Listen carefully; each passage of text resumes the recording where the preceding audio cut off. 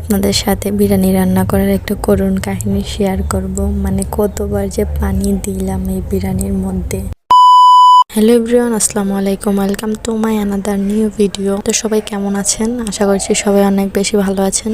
আলহামদুলিল্লাহ আমি অনেক ভালো আছি আপনাদের দোয়ায়। তো আজকে একটা অনুষ্ঠান আছে আমাদের বাড়িতে।